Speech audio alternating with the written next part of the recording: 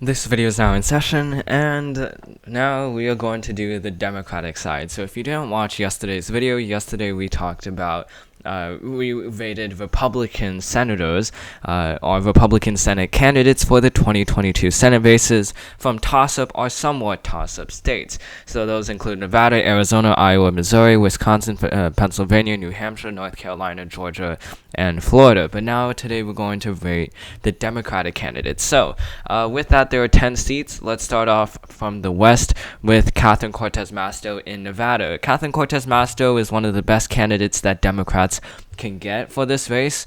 For Nevada, there hasn't really been that many notable candidates since Harry Reid when he retired from the Senate after 2016. He was the majority leader, then became minority leader between 2014 and 2016. And then ever since then, we haven't really seen that many notable Senate candidates from the state of Nevada. So Catherine Cortez Masto, in her election in 2017, she won by 47.1 percentage points. So that's not a majority of the vote, but nonetheless, it seems like she will be able to win out in the 2022 election by a lean margin, not by a likely margin, just because, as we mentioned in the last video, Nevada's pretty inelastic. They don't really change their margins that often. They don't vote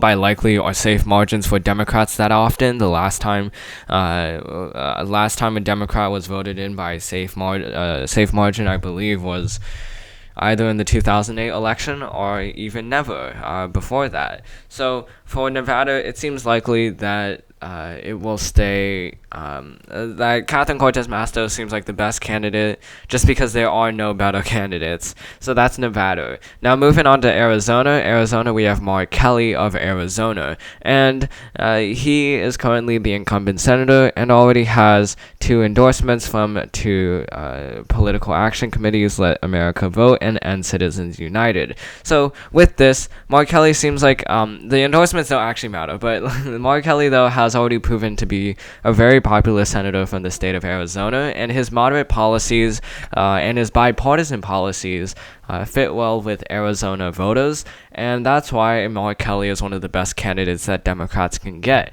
In the 2020 election, he was also one of the best candidates that Democrats could get in the special election to replace John McCain. And if we see in this in the Democratic primary, Mark Kelly went against one other candidate, Bo Garcia, and that's practically it. But Democrats rallied around Mark Kelly because he was an astronaut. He was a retired U.S. Navy captain, and he is also the husband of Gabby Giffords, who is also very popular with Arizonans. So he is definitely the prime candidate for Democrats, and even though his seat is at most risk, along with Maggie Hassan and Raphael Warnock out of all the Democrats, he still has a very good chance of winning because of how popular he is and how moderate he is and how much he attaches himself to and also his track record pretty much as an astronaut and as well as the husband of Gabby Giffords. Moving more to the east, we go to Missouri. In Missouri, there are 2 candidates for the Democratic side, 2 main candidates, Scott Sifton, who has already announced that he would run. If we look at the Democratic primary, he is a member of the Missouri Senate, and he's an okay candidate. He's not embezzled in any scandal like Eric Greitens in the Missouri Senate race. But he's also not a notable candidate from Missouri. He does have a couple of endorsements.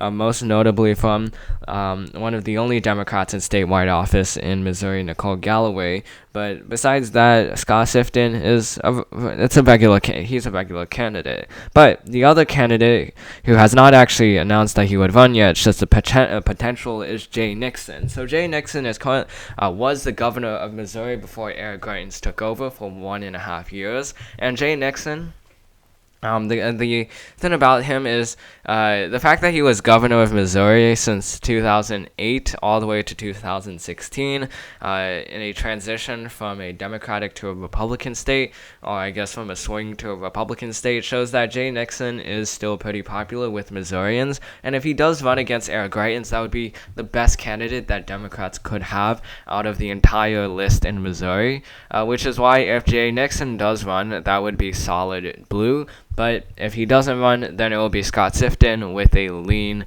or I mean a likely blue.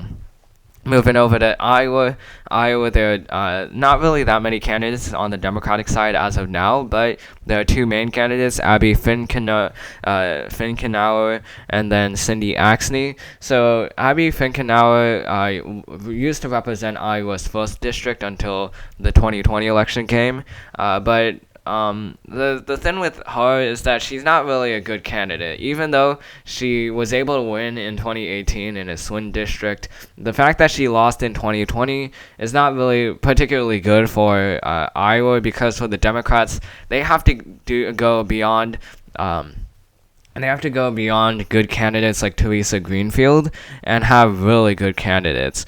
Abby Finkenauer, the fact that she lost an election in a swing district does not bode well if she does win the Democratic primary. And even though she is at this point she will declare herself to be running for this seat, it seems unlikely that she would be able to win against either Chuck Grassley or Pat Grassley or even Ashley Hinson, who beat her in the 2020 election. So that's it's a pretty poor choice. Now the other potential candidate is Cindy Axne. Now Cindy Axne was the only Democrat in the House of Representatives to win her re-election in 2020. If we look at the rest of the candidates, Abby Finkenauer and Rita Hart, the Democratic nominees for both Iowa's 1st and 2nd district, both of them lost. Even though Rita Hart only lost by around 6 votes, I believe, nonetheless, a loss is a loss. While Cindy Axne,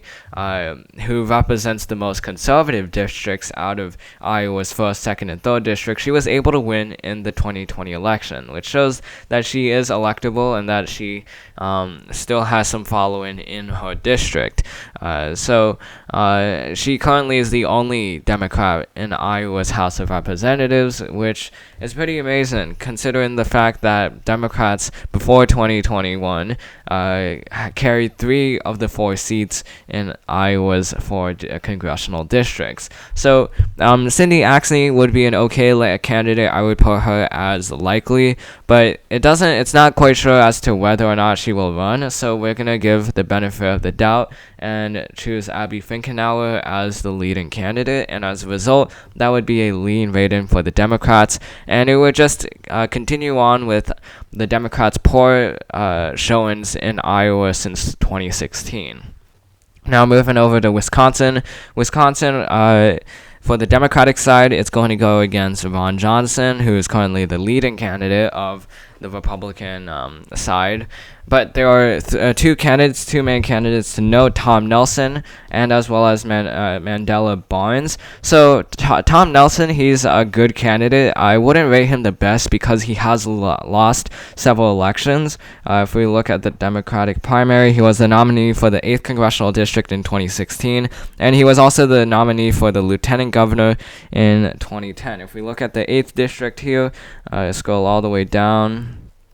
This is the 8th district. Tom Nelson was able to win in his primary, but he lost by 37.3%, even though the polls showed that he would be a lot closer than 37.3% in this NMB research poll. So that's even though the 8th district is pretty Republican, nonetheless, Tom Nelson is a regular candidate, somewhat similar to Scott Sifton of Missouri. Now, if we look at Mandela Barnes, currently he's the lieutenant governor of Wisconsin, and while he was not directly elected by the public, he was elected through Tony Evers. Nonetheless, he does represent a statewide office and would be one of the best Democrats that the Democratic Party could get for the Wisconsin Senate race.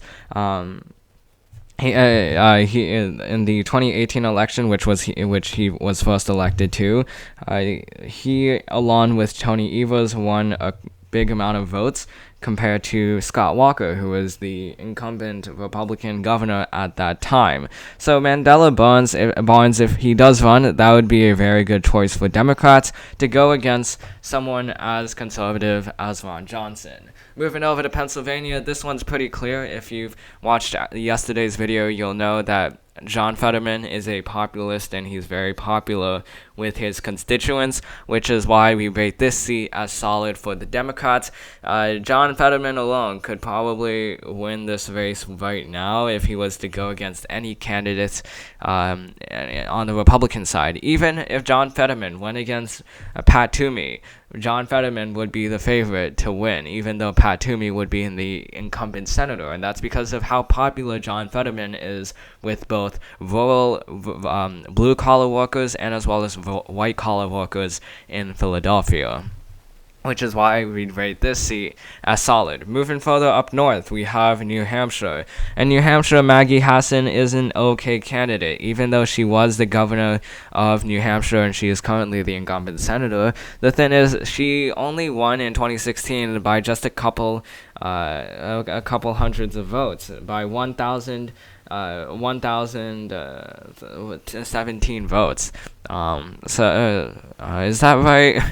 Yeah, 1,017 votes, I believe. So the fact that she only won by that much is very bad for Maggie Hassan, especially because she's going likely to go against Chris Sununu, who is one of the most popular, if not the most popular, Republican in New Hampshire at this very moment. So it seems like Maggie Hassan is not the best candidate that Democrats can have. She's a good candidate, but she's not.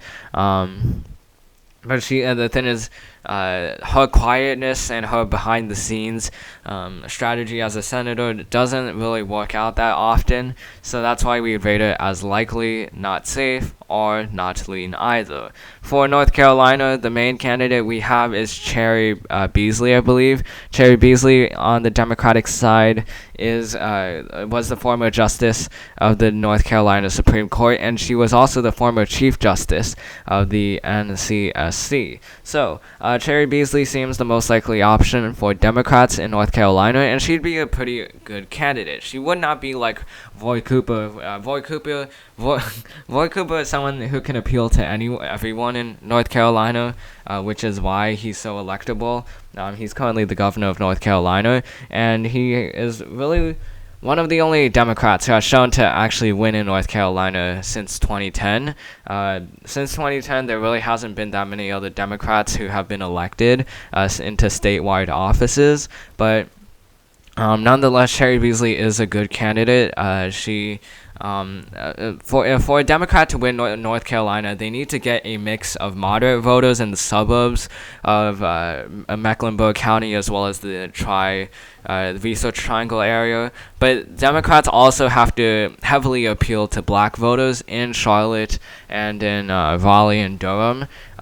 Without both of those kinds of voters, Democrats won't be able to win in North Carolina at all. So Cherry Beasley, she does represent, she is likely to attract both parts of the coalition, somewhat like Roy Cooper, just not as much of the moderate coalition that Roy Cooper is able to garner in his elections. So we'd rate her as a likely candidate, as a pretty good candidate, but not the best candidate that Democrats can have. Again, the best candidate that Democrats can have is Roy Cooper, because he's currently the governor of North Carolina and one of the only Democrats in statewide office. Moving further down south, we have Georgia. This is where Raphael Warnock currently represents the seat, and he is planning to run for another term. So Raphael Warnock,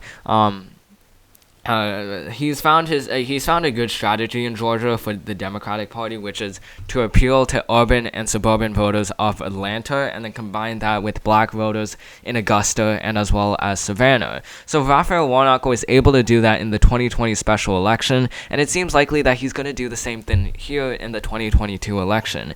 If we compare all the other Democrats, there really aren't many other Democrats that can shine in this race besides Stacey Abrams, who who's not running in this race. But Raphael Warnock is a pretty good candidate to get both the black vote in Fulton County and as well as the surrounding counties, but then also get the suburban votes of Gwinnett County and DeKalb County, and et cetera, et cetera.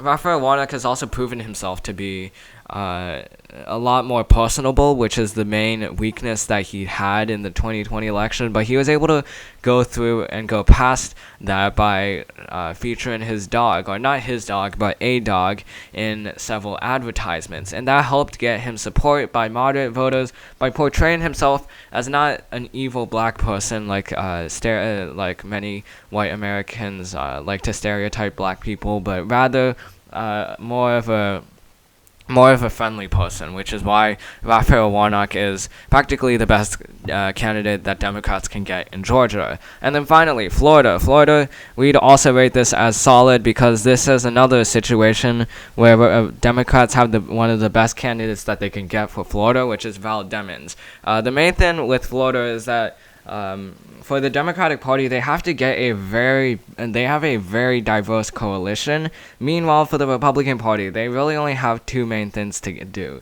get the white vote, which there are a lot in Florida because there are a lot of white people who retire in Florida, and then the other thing is to get the Cuban American vote. Meanwhile, for the Democratic Party, they have to get some of the white vote. They have to get practically all of the black vote. And then they have to get the Puerto Rican vote, and then they have to get the Dominican vote, and then they have to get. They also have to get the supermajority of the Southern American vote. So it's a lot of different kinds of demographics that Democrats have to appeal to, which makes it a very hard thing for Democrats to win in elections in Florida when Republicans really only have to speak to two types of constituents. But for Val Demings, she has been known to get all those kinds of voters. She used to be a police chief, I believe, of Orlando, which gets her the moderate vote and some of the white retirement vote. And then she's also black, which does help in these kinds of elections to get out the black vote, which there are a lot of in Florida, as shown by Andrew Gillum in the 2018 election. And then she's also proven in previous elections in Florida's 10th congressional district that she's able to get the Latino vote, part of it at least, the Puerto Rican and the Dominican and the Southern American vote, which is why for the Democrats, Val Demings is practically the best candidate that Democrats can get. If we compare Val Demings to any other Democrat in Florida, there are not really that many people who can beat her out. There are only two others that I can think of, and currently they're Charlie Crist and Nikki Fried. And Charlie Crist and Nikki Fried, both of them have won in statewide elections before, but they represent. But for Nikki Fried, she won a Commissioner of Agriculture seat, not like an Attorney General seat, and she only won by a very small margin. Meanwhile, Charlie Crist represents more of a different time period, the 2010s, where the Tea Party was rising and some Republicans defected over to the Democratic side, and he was defeated by Marco Rubio before. So Val Demings would be the best candidate that Democrats could get, and that fills up the ratings. Here we see, comparing Democrats to the Republicans, Democrats do have better candidates overall, but that said, Republicans have more incumbents in these seats than Democrats, which means that it does become a very competitive race, especially in Wisconsin, Iowa, Missouri, North Carolina, and as well as Florida and New Hampshire, where Chris Sununu is, whether he runs or not, could very well decide the New Hampshire race by itself. So that's the end of this video. Hope you enjoyed it. This video is now adjourned, and I'll see you in the next one.